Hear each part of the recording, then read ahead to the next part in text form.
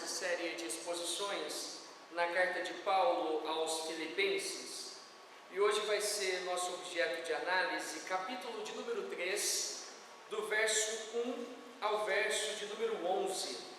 Nós vamos analisar esse texto, esses 11 versos, à luz do tema A Plena Confiança em Cristo.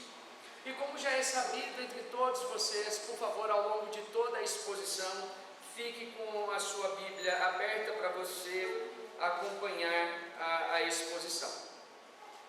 Filipenses capítulo 3, do verso de número 1 ao verso 11. Diz Paulo: quanto ao mais, irmãos meus, alegrai-vos no Senhor. A mim não me desgosta e é segurança para vós outros que eu escreva as mesmas coisas. Acautelai-vos dos cães, acautelai-vos dos maus obreiros, acautelai-vos da falsa circuncisão, porque nós é que somos a circuncisão, nós que adoramos a Deus no Espírito e nos gloriamos em Cristo Jesus e não confiamos na carne. Bem que eu poderia confiar também na carne. Se qualquer outro pensa que pode confiar na carne, eu ainda mais. Circuncidado ao 8º dia, da linhagem de Israel, da tribo de Benjamim, hebreu de hebreus, quanto à lei fariseu, quanto ao zelo perseguidor da igreja, quanto à justiça que há na lei irrepreensível. Mas o que para mim era lucro, isto considerei perda por causa de Cristo. Sim, deveras considero tudo como perda, por causa da sublimidade do conhecimento de Cristo Jesus, meu Senhor, por amor do qual perdi todas as coisas e as considero como refúgio para ganhar a Cristo e ser achado nele, não tendo justiça própria, que procede de lei, senão a que é mediante a fé em Cristo, a justiça que procede de Deus, baseada na fé, para o conhecer e o poder da sua ressurreição e a comunhão dos seus sofrimentos, conformando-me com ele na sua morte, para de algum modo alcançar a ressurreição dentre os mortos. Queridos irmãos, essa passagem bíblica, ela descreve o amor que Paulo tinha pelo Santo Evangelho e pelo cuidado com a Igreja do Senhor. Ele adverte os irmãos filipenses quanto aos judaizantes, porque aqueles judaizantes que eram prosélitos, na verdade, gentios convertidos e que receberam a circuncisão, estavam pregando naquela comunidade, naquela região, que a fé em Jesus Cristo não seria suficiente para a salvação, eles precisavam receber a circuncisão. E Paulo desconstrói esse tipo de ensinamento usando o seu próprio exemplo. E finalmente Paulo defende a doutrina da justificação pela graça mediante a fé. Em outras palavras, a salvação não é um misto de esforço humano e favor divino. Não depende daquilo que nós fazemos, nem tampouco de ser ou não circuncidado. A salvação depende da graça de Deus operada em nossos corações. Paulo escreve esse texto porque sabia que esses judaizantes estavam participando da igreja em Filipos e estavam perturbando a igreja de Deus, dizendo que se o gentio quisesse ser salvo, receber a salvação em Cristo, era necessário não receber apenas Cristo como Salvador, mas também a marca, a circuncisão. Em outras palavras, dito de outro modo, o gentio precisaria se tornar um judeu para receber a salvação em Jesus Cristo. Paulo desconstrói esse tipo de ensinamento e usa o seu próprio exemplo e anuncia a justificação pela graça mediante a fé. Perceba que no verso de número 9, ele diz, não tendo justiça própria, e portanto a circuncisão, que era pregada pelos judaizantes como um elemento indispensável à salvação, seria uma tentativa meramente humana de se tornar aceito por Deus em base a obras humanas. Veja esse texto, do verso 1 ao verso de número 11, ele pode ser dividido em 4 partes. Acompanhe comigo. O verso de número 1, Paulo faz uma transição, e ele utiliza a sua admoestação do tema da alegria, ele diz: alegrai-vos no Senhor. Versos 2 e 3, Paulo faz uma advertência contra os judaizantes e seus ensinamentos. Versos de número 4 a 6, Paulo usa o próprio exemplo como argumento contra os judaizantes. E do verso 7 ao 11, Paulo diz alguma coisa sobre a justificação pela graça mediante a fé. E, portanto, Paulo introduz a nova seção da carta com esta admoestação: alegrai-vos no Senhor. Verso de número 1. Diz Paulo: quanto ao mais, irmãos meus, alegrai-vos no Senhor. A mim não me desgosta e é segurança para vós outros que eu escreva as mesmas coisas. Veja como o Paulo abre o capítulo de número 3, parece indicar na língua portuguesa que ele está próximo à conclusão. Essa expressão, quanto ao mais, é uma palavra sinônima de finalidade, ou melhor dito, de finalmente, no mais.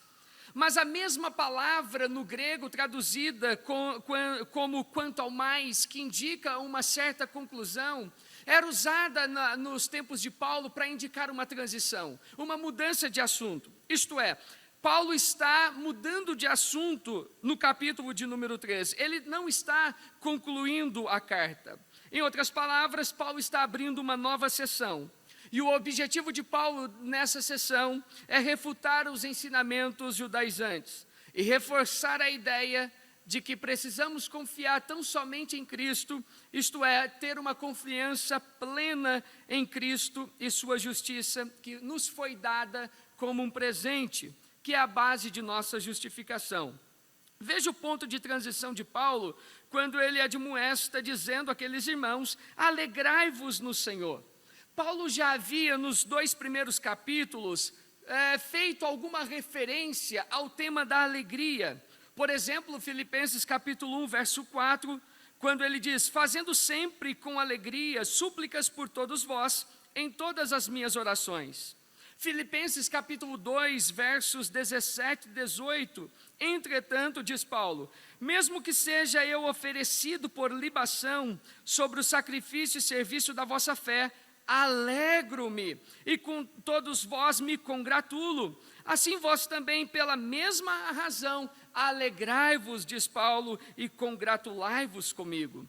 Filipenses capítulo 2, versos 27 e 28, Paulo diz: por isso, tanto mais me apresso em mandá-lo, fazendo uma referência a Epafrodito, para que, vendo-o novamente, vos alegreis e eu tenha menos tristeza. Recebei-o, pois, no Senhor com toda a alegria e honrai sempre a homens como esse. Mas percebam a diferença entre as referências de Paulo ao tema da alegria nos 2 primeiros capítulos e a referência que Paulo faz nesse texto. Aqui ele qualifica o tipo de alegria. Ele não diz tão somente alegrai-vos. No verso de número 1, ele diz: alegrai-vos no Senhor. Dito de outro modo, a alegria, ela é centrada em Cristo. E, portanto, é um tipo de alegria não resultante de circunstâncias, de aquisição de coisas ou alguma coisa do tipo. Esse tipo de alegria é resultante do seu relacionamento com Cristo Jesus. Ora, se diz que a alegria se dá no relacionamento com o Senhor, que nós precisamos nos alegrar no Senhor, pressupõe-se que nós precisamos nos relacionar com o Senhor Jesus Cristo. Do contrário, você pode ter algum tipo de alegria, mas vai ser um tipo de alegria passageiro. Não vai ser um tipo de alegria cuja satisfação completa o seu ser. Muitas pessoas têm coisas, podem ter aquilo que querem, mas não têm esse tipo de alegria que é uma satisfação existencial em Cristo Jesus. E Paulo usa o tema da alegria como ponto de transição e diz: a mim não me desgosta e é segurança para vós outros que eu escreva as mesmas coisas. Do ponto de vista pedagógico, escrever as mesmas coisas, repetir, gera algum tipo, quando usado corretamente, dentro da área pedagógica, dos processos de ensino e aprendizagem, gera algum tipo de aprendizagem, algum tipo de segurança ou memorização. Paulo utiliza essa ideia no texto quando ele diz: a mim não me desgosta e é segurança para vós outros que eu escreva as mesmas coisas. Paulo diz isso porque a partir do verso de número 2, ele vai retomar a ideia de alguns adversários que tentavam solapar o evangelho, isto é, tentavam destruir sorrateiramente as verdades do evangelho.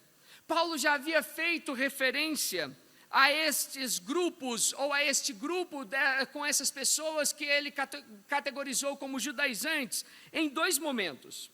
O primeiro momento, quando Paulo esteve em Filipos. É razoável pensar que Paulo era alguém que combatia os falsos ensinamentos permanentemente. E na própria carta por escrito, Paulo já tinha feito isso em Filipenses capítulo 1, versos 27 e 28, quando ele diz: vivei, acima de tudo, por modo digno do evangelho de Cristo, para que, ou indo ver-vos, ou estando ausente, ouça no tocante a vós outros que estáis firmes em um só espírito, como uma só alma, lutando juntos pela fé evangélica, e que em nada estáis intimidados pelos adversários, pois o que é para eles prova evidente de perdição, é para vós outros de salvação, e isto da parte de Deus. Portanto, Paulo entende a necessidade de retomar algumas admoestações antigas, e desmascarar por meio destas admoestações os falsos mestres, os adversários da igreja de Deus, aqueles que estavam perturbando os irmãos. E portanto ele diz no verso 2: acautelai-vos dos cães, acautelai-vos dos maus obreiros, acautelai-vos da falsa circuncisão. Veja, o verso 2 foi escrito de modo a chamar a atenção dos leitores. Por 3 vezes, Paulo repete o verbo no grego, blepete, que é traduzido aí para a língua portuguesa como acautelai-vos. Acautelai-vos, acautelai-vos, acautelai-vos. Paulo quer chamar a atenção dos seus leitores e descrever com ênfase os falsos obreiros. E ele descreve aqueles falsos mestres, os judaizantes, como cães e maus obreiros, e sua prática de circuncisão como falsa. Os irmãos filipenses deveriam tomar cuidado, porque aquelas pessoas estavam dentro da igreja, ensinando que a fé em Jesus Cristo não seria suficiente à salvação. Eles precisavam receber a marca, receber a circuncisão. Paulo os descreve como cães, e aqui tem um sentido pejorativo. Não leia a palavra cão aí à luz da ideia contemporânea de cão, como o animal amigo do homem e coisa do tipo. Na verdade, a ideia de Paulo aqui é a ideia do Oriente Médio, em que os cães eram considerados naquela época como animais imundos, eram animais semi-selvagens, e é nesse sentido que Paulo utiliza a ideia de cão. É como se Paulo descrevesse aqueles judaizantes como pessoas que estavam latindo suas falsas heresias. O cão, quando late muito, perturba qualquer um. E é essa a ideia de Paulo. Por meio dos falsos ensinamentos, das heresias, aqueles judaizantes estavam perturbando a igreja de Deus. Eles estavam latindo heresias, falsos ensinamentos e trazendo problemas à igreja de Deus. E Paulo diz que eles não eram apenas cães, eles eram maus obreiros. Mau obreiro aqui não diz respeito à performance do obreiro, ou o compromisso do obreiro com a igreja local. Mau obreiro aqui, Paulo diz, a referência de Paulo é a ideia de que aqueles judaizantes, aqueles falsos mestres, não tinham compromisso com a verdade de Deus.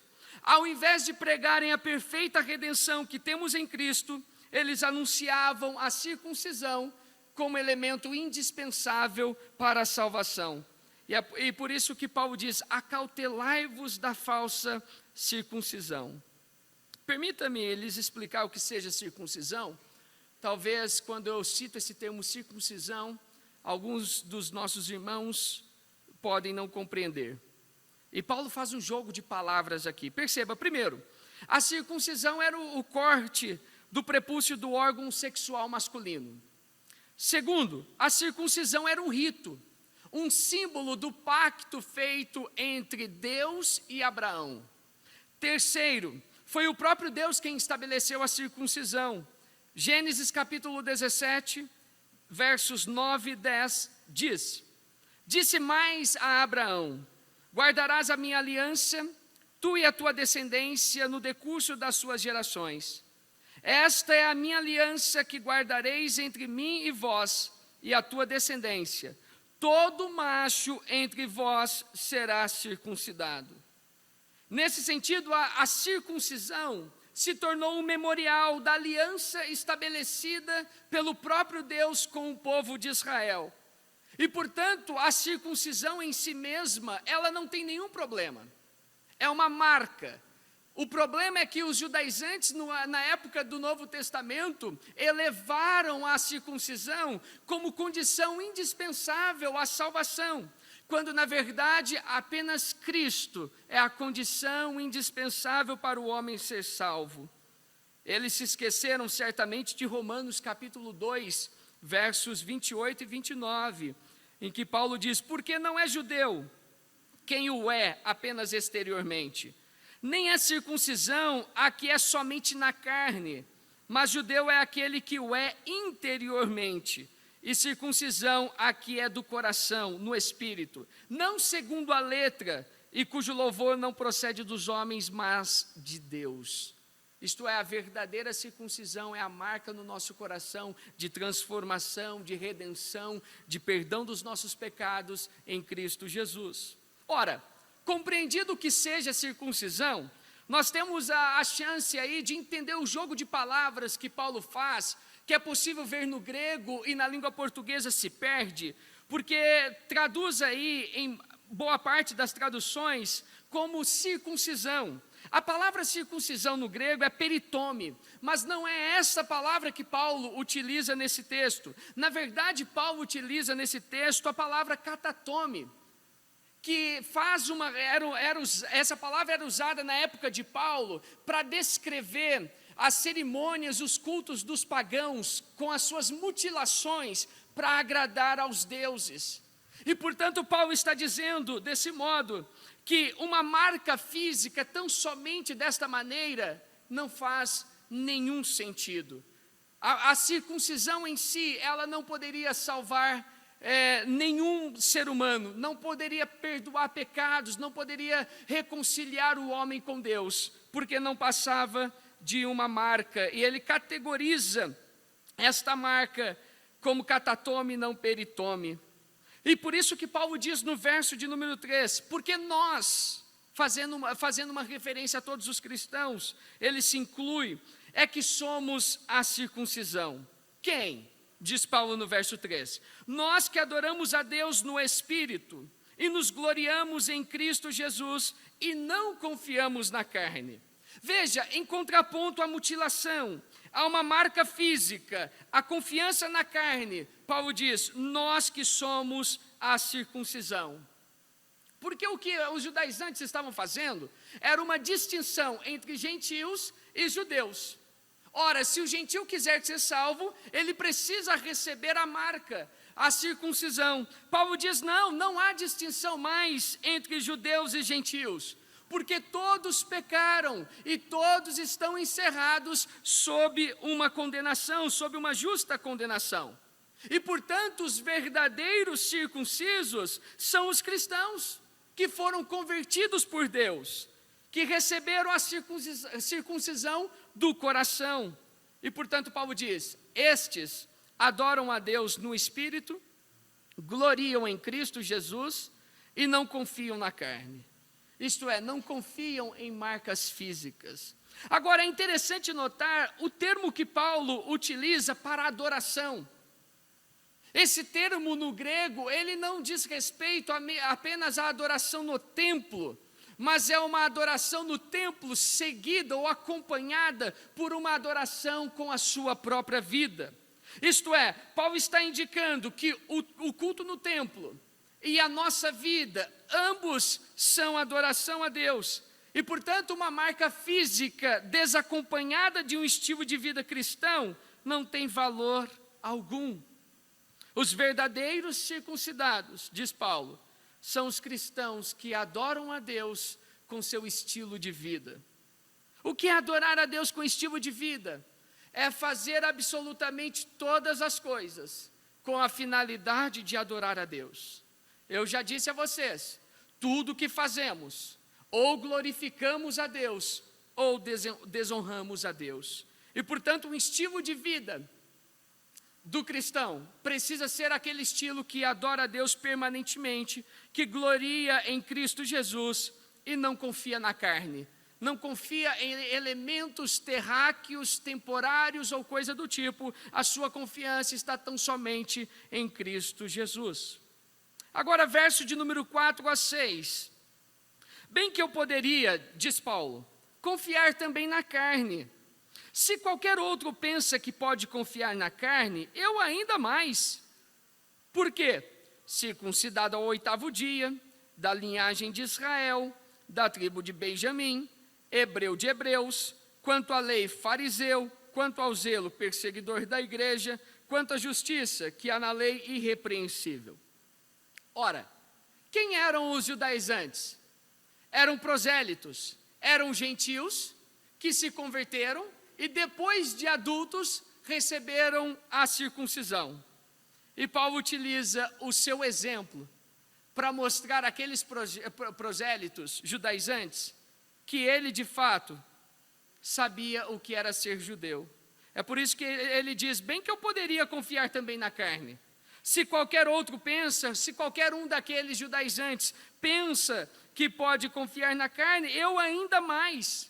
Paulo faz aqui um contraste entre os judaizantes e si mesmo. E veja, Paulo mostra as suas credenciais. Quais são? Foi circuncidado ao 8º dia, da linhagem de Israel, da tribo de Benjamim, hebreu de hebreus, quanto à lei fariseu, quanto ao zelo perseguidor da igreja, quanto à justiça que há na lei irrepreensível. Paulo constrói uma argumentação em base ao seu exemplo para mostrar que estabelecer a circuncisão como condição indispensável para a salvação estaria errado, porque Paulo teria razões para fazê-lo, mas ele não faz. E perceba a inteligência de Paulo na construção da argumentação, porque ele abre essa lista da sua credencial, fazendo uma referência justamente ao elemento supervalorizado pelos judaizantes. Ele diz, eu fui circuncidado ao 8º dia. Ora, os judaizantes que defendiam a circuncisão como elemento indispensável à salvação, haviam recebido a circuncisão depois de adultos.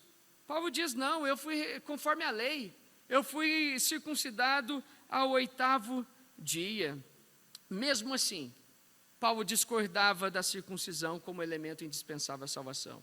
E ele diz, não apenas circuncidado ao 8º dia, mas era da linhagem de Israel, isto é, descendente de Abraão, Isaque e Jacó, era da tribo de Benjamim, que tinha uma certa expressividade na configuração do povo de Deus, hebreu de hebreu, ou hebreu de hebreus, isto é, filho de pais hebreus, ele estava dizendo em outras palavras que ele era puro.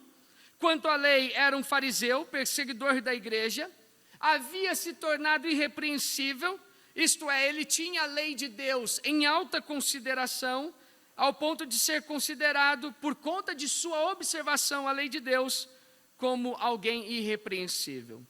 A esta altura do texto, nós poderíamos perguntar, os judaizantes teriam as mesmas credenciais de Paulo? Os judaizantes poderiam fazer as mesmas alegações? Certamente que não. Todavia, no verso 7, Paulo diz, mas... Esse termo mas, ele é utilizado como uma ideia de contraste entre aquilo que o autor disse para aquilo que ele vai dizer, com ênfase naquilo que ele vai dizer. Ele diz, mas, o que para mim era lucro, isto considerei perda por causa de Cristo.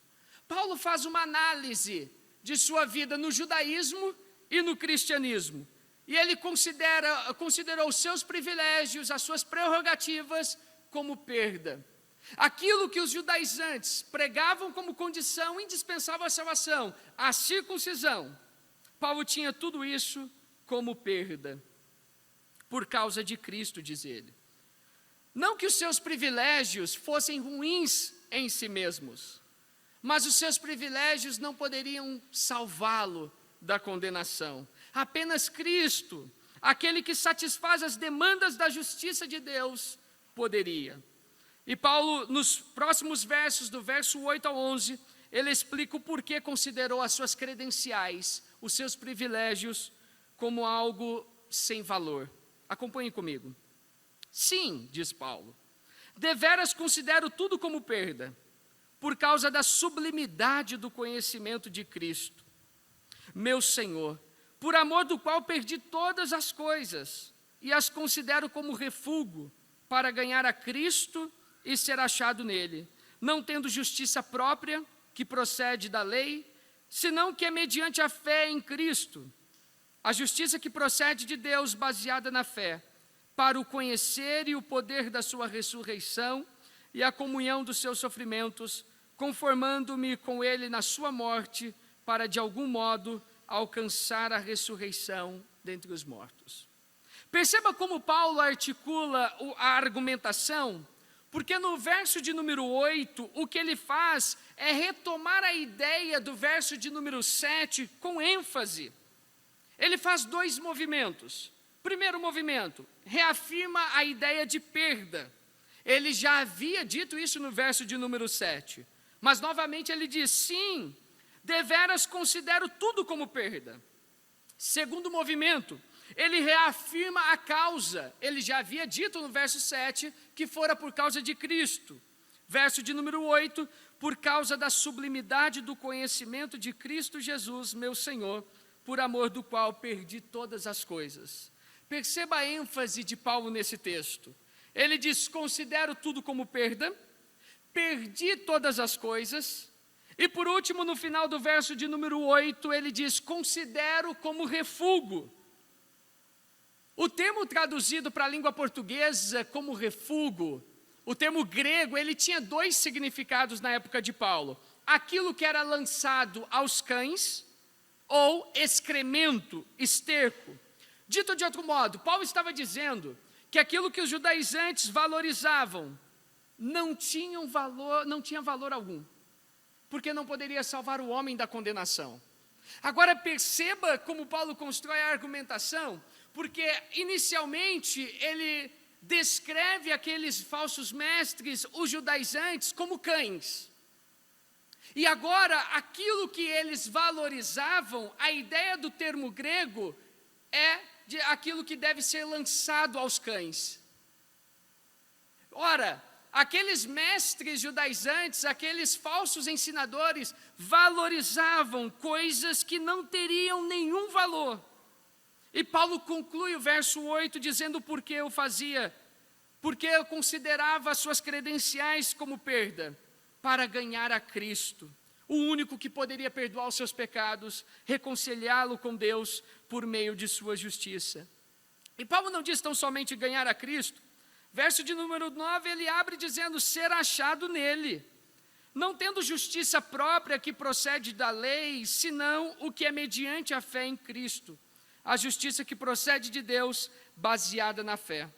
A preocupação de Paulo nesse texto é desconstruir a ideia da possibilidade do homem construir o seu caminho até Deus. Isto é, de ser salvo à luz dos seus próprios esforços, das suas próprias realizações como a circuncisão.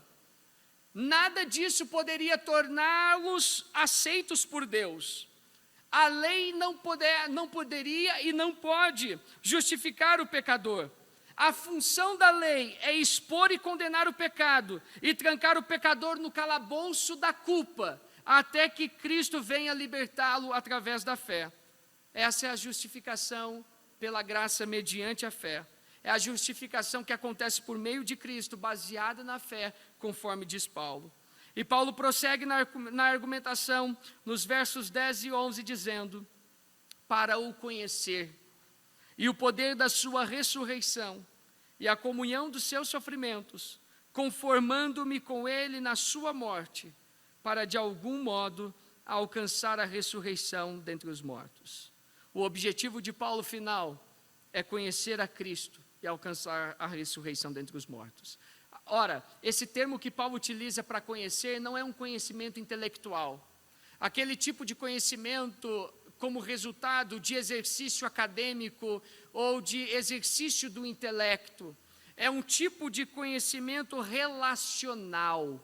Isto é, conhecer a Jesus Cristo na prática. É um conhecimento pessoal, íntimo e prático. A ideia de Paulo é que este conhecimento íntimo, prático, pessoal, tem implicações na vida prática do cristão, porque é esse tipo de conhecimento que molda o estilo de vida do cristão, e esse conhecimento é cultivável por meio da oração, por meio das Sagradas Escrituras e por um modo de vida que glorifica a Deus. E talvez nessa altura eu poderia lhe fazer uma pergunta: como vai o seu conhecimento de Cristo? Não estou lhe perguntando o quanto você conhece dos livros. Não estou lhe perguntando se você tem um bom domínio da disciplina de teologia sistemática chamada Cristologia. Não estou lhe perguntando nada do tipo acadêmico intelectual. A pergunta é relacional. A pergunta diz respeito à sua vida diária e o seu relacionamento com Cristo. Mas não meramente verbalizar a resposta. A sua resposta, ela deve ser dita pelo seu modo de viver. Porque alguém já disse que falar até papagaio fala. Agora, tem de ser verificado se a sua resposta oral, verbal, ela tem consonância, ela está de acordo com a sua vida, com o seu modo de viver, com o seu modo de tratar o seu esposo, a sua esposa, o seu modo de criar os seus filhos, o seu modo de trabalhar, o seu modo de estudar, enfim, o seu modo de se relacionar na sociedade. E por fim, Paulo fecha o verso de número 11, fazendo referência à sua expectativa da vida eterna, em que todos nós, em que ele, todos os cristãos justificados, estarão com Cristo eternamente, quando ele diz, para, de algum modo, alcançar a ressurreição dentre os mortos. Queridos irmãos, o propósito geral de Paulo nesse texto é mostrar que o conteúdo do Evangelho não é justiça própria, não são esforços humanos, não são cumprimento de regras, não é aquilo que nós fazemos para Deus, mas é o que Deus fez por nós em Cristo. É a justiça de Cristo sendo-nos dada como um presente, é a graça de Deus operando em nossos corações, é o perdão de pecados, é a reconciliação com Deus, é uma vida de gratidão, pois fomos declarados justos pelos méritos do sacrifício de Cristo, não pelos nossos. Não são usos e costumes, não são coisas humanas que o próprio homem pode fazer, que vai privá-lo do céu ou vai tirá-lo do céu. É aquilo que Deus fez por nós, em Cristo Jesus, na cruz do Calvário, perdoando os nossos pecados. E, portanto, os méritos não são nossos. Nós não podemos contribuir com a nossa salvação. Foi o próprio Deus que decidiu nos salvar por graça. É isso que Paulo diz no verso de número 9, não tendo justiça própria que procede de lei, isto é, não tendo justiça própria que procede de elementos humanos, daquilo que o homem pode fazer por meio de seus esforços, senão aqui é mediante a fé em Cristo Jesus, a justiça que procede de Deus, por meio de Cristo, baseado na fé. Irmãos, à luz desse texto que foi escrito há cerca de 2000 anos, eu quero extrair pelo menos 3 ensinamentos para nós. 3 coisas que esse texto nos ensina, dentre outras. A primeira delas, eu quero pedir licença a toda a comunidade e fazer aqui uma referência a nós líderes, obreiros, pregadores, ensinadores, irmãos da formação ministerial e todos aqueles que têm alguma ligação na liderança de nossa igreja, esse texto tem um ensinamento muito importante. Devemos ser repetitivos quando necessário. Veja o que Paulo diz no verso 1. A mim não me desgosta. Em outras palavras, eu não fico chateado. E é segurança para vós, outros, que eu escreva as mesmas coisas. Assim como Paulo, nós não podemos nos cansar de pregar as verdades fundamentais do Evangelho. Mesmo que quando fazemos, alguém diga, lá vem ele com isso novamente. Lá vem o irmão, o pastor Luiz dizer isso de novo. Lá vem falar novamente que nós precisamos viver para glorificar a Deus. Lá vem falar novamente que as músicas precisam ser bíblicas. Lá vem falar novamente que nós precisamos orar todos os dias e pregar e ler as Sagradas Escrituras.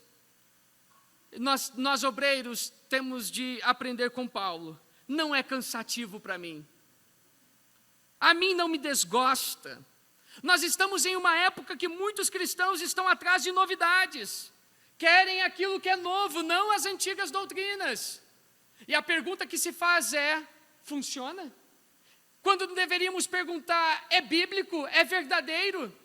E para entreter o povo, troca-se o púlpito por um barril. Coloca-se luzes na igreja e deixa um ambiente mais aconchegante, mais emocional. E aí a emoção das pessoas são trabalhadas, são manipuladas. É um tipo de evangelho pragmático, sem Bíblia e piedade. E aí na hora da pregação você percebe que tudo aquilo que é feito, ou foi feito em base à emoção e não à razão. O que temos de novidades e modismos no meio dos cristãos das igrejas contemporâneas é quase que incontável. Ontem mesmo passei num lugar que eu me assustei, eu pensei que fosse uma nova danceteria em Santa Rita do Sapucaí. Lotado, as luzes apagadas e algumas luzes diferentes no púlpito. Nós não precisamos disso. Nós precisamos de pregar as verdades fundamentais do Evangelho. E alguém disse a um irmão da nossa igreja, semana passada, ele me confidenciou. Ele falou, poxa, o presbítero Luiz, ele tinha que dar mais liberdade ao Espírito. Ele fica muito dentro da Bíblia. Ora, eu vou ler gibi para os irmãos então. Vou manipular as emoções dos irmãos. De modo nenhum, a função do pregador não é ser performático ou cair na graça do povo. É falar a verdade de Deus, é falar aquilo que as Sagradas Escrituras dizem. Queridos obreiros e aspirantes, é segurança para a igreja ouvir o antigo Evangelho, ouvir as mesmas verdades. Eu fico com os apóstolos, com os pais da igreja, com os reformadores, porque eram pessoas comprometidas com a verdade do Evangelho, e porque nós repetimos muitas coisas, por vezes somos redundantes. Eu concordo com Lutero. Nós precisamos ouvir o Evangelho todos os dias, porque nós nos esquecemos dele todos os dias. O nosso coração precisa ser advertido pelas Sagradas Escrituras todos os dias, porque nós nos esquecemos dela todos os dias. O que você e sua família precisam não é de um culto mais agitado, animado, com um lance de luzes ou coisa do tipo, ou que mude o púlpito para um barril. O que vocês precisam é de obreiros, pastores comprometidos com a Bíblia Sagrada, que estudam, que oram, que se preparam para lhes ensinar a palavra de Deus. Você e a sua família, você só vai ter um casamento embasado, feliz, a criação dos filhos, uma vida profissional bacana, se tudo isso for fundamentado nas Sagradas Escrituras. Não lhes trago novidades nenhuma, e não trarei, apenas lhes apresento o Evangelho da graça de Deus. É disso que nós precisamos.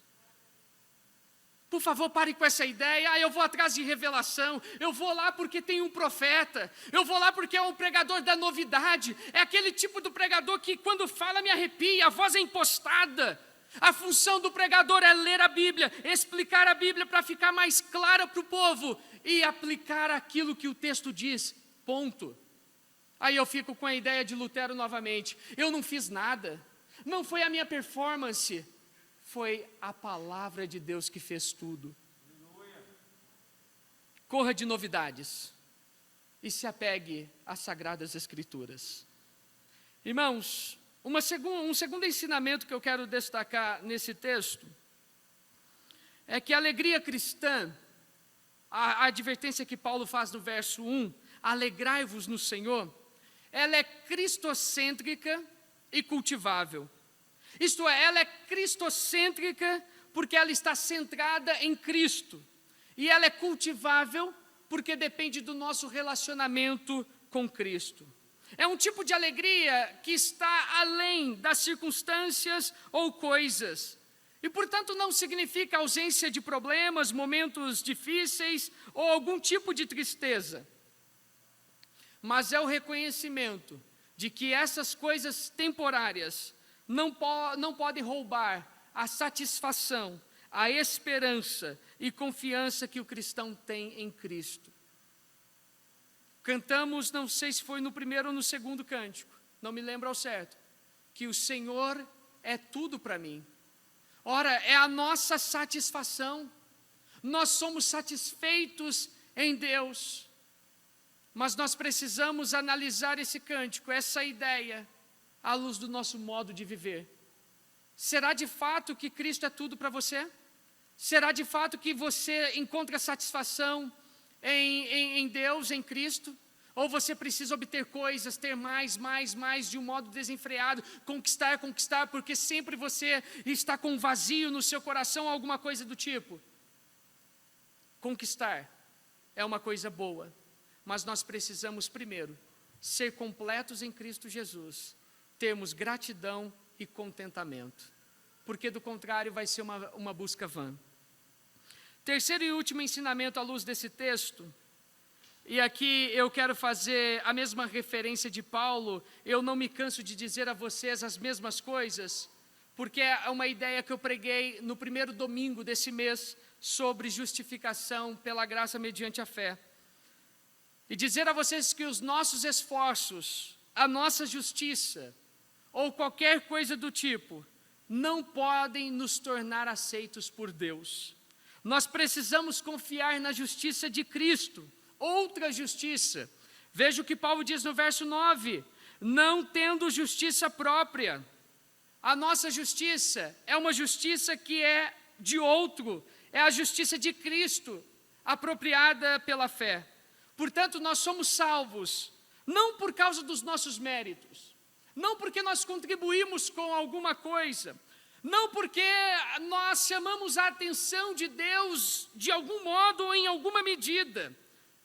Nós somos salvos pelos méritos da justiça de Cristo. Não pelo cumprimento de rituais, de regras, mas pela graça de Deus operada em nossos corações. E, portanto, se agarre à graça de Deus. Não procure ser cristão à luz dos seus esforços, com o cumprimento de regras. Ore a Deus e peça, Senhor, dai-me graça para eu ser um cristão. Dai-me graça para eu viver uma vida triunfante sobre o pecado. Todos nós devemos ser cheios do Espírito Santo.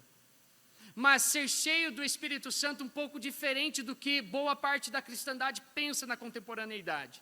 Ser cheio do Espírito Santo para viver uma vida triunfante sobre o pecado, para ser um bom esposo, uma boa esposa, um bom pai, uma boa mãe, um bom trabalhador, um bom estudante, um bom vizinho, para você viver de um modo que agrade a Deus. É o termo que Paulo utilizou aqui para a adoração, não adoração restrita no templo ou uma fé domingueira, mas é um tipo de adoração, uma fé que tem implicações na sua prática. E aí você triunfa sobre o pecado à luz da graça de Deus.